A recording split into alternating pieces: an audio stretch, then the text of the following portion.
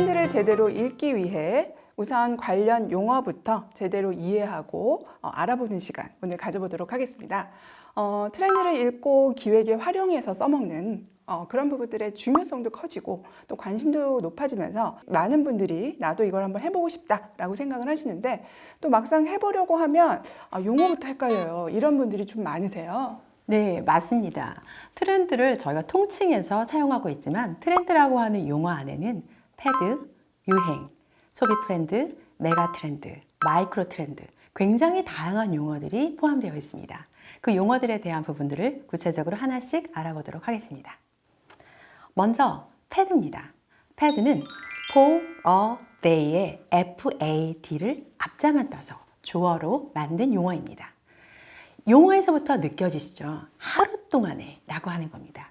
짧게는 1 내지 2년, 한 계절 동안에 강하게 나타났다 사라지는 트렌드를 의미합니다. 올해 컬러는 빨간색이야, 코발트 블루야 라고 이야기를 하지만 휙 하고 사라지는 이런 트렌드를 의미합니다. 두 번째로 말씀드리고 싶은 부분들은 마이크로 트렌드입니다. 마이크로 트렌드라고 하는 건 용어에서 느껴지시는 것처럼 마이크로한 트렌드입니다. 즉, 굉장히 좁은 영역, 좁은 대상을 대상으로 강하게 나타나는 트렌드라고 보시면 됩니다. 예를 들어서 피규어 수집이다 라고 하면 오타쿠다, 덕질이다 라고 하는 용어 생각나시죠? 이렇게 좁은 대상을 중심으로 해서 나타나는 트렌드다 보니까 기업들이 예전에는 관심이 없었습니다.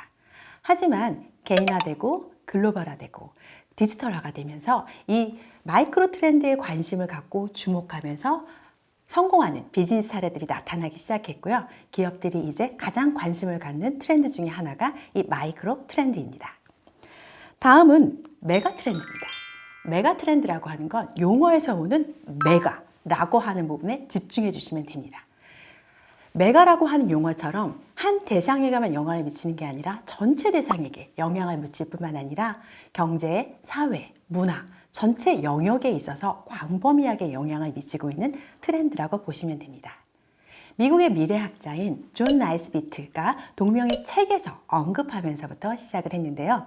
1인 가구의 증가라든가 고령화, 그리고 인공지능 같은 것들이 이러한 메가 트렌드에 포함이 된 부분입니다. 다음은 소비 트렌드입니다. 소비 트렌드라고 하는 건 1990년대에 미래학자이면서 컨설턴트인 페이스 팝콘이 말하면서 시작이 된 부분인데요. 소비에 관련된 트렌드입니다. 라이프 스타일을 특징 짓는 코코닝이다, 작은 사치다 라고 하는 용어들을 소비 트렌드라고 보시면 됩니다. 다음은 세대 트렌드입니다. 세대 트렌드라고 하는 건 특정 세대가 가지고 있는 가치관, 라이프 스타일의 변화를 의미합니다. 세대라고 하면 전쟁 이후에 태어난 베이비붐 세대, 60년대 후반부터 70년대의 X세대, 80년대, 90년대 Y세대, 밀레니엄 세대. 이런 세대가 중요한 이유는 기업의 입장에서 세대 이꼴 타겟으로 연결되고 있기 때문에 이 세대 트렌드에 대한 부분들이 중요하게 부각되고 있는 부분입니다. 마지막으로 트렌드에 대한 사전적인 정의로 마무리를 해드리겠습니다. 트렌드의 사전적인 의미는 장기간에 걸친 성장, 정체, 후퇴의 변동 경향을 의미합니다. 여기서 장기간이라고 하는 의미는 패드의 1 내지 2년에 대비되는 5 내지 10년 동안에 이루어지는 성장, 후퇴를 의미합니다. 네.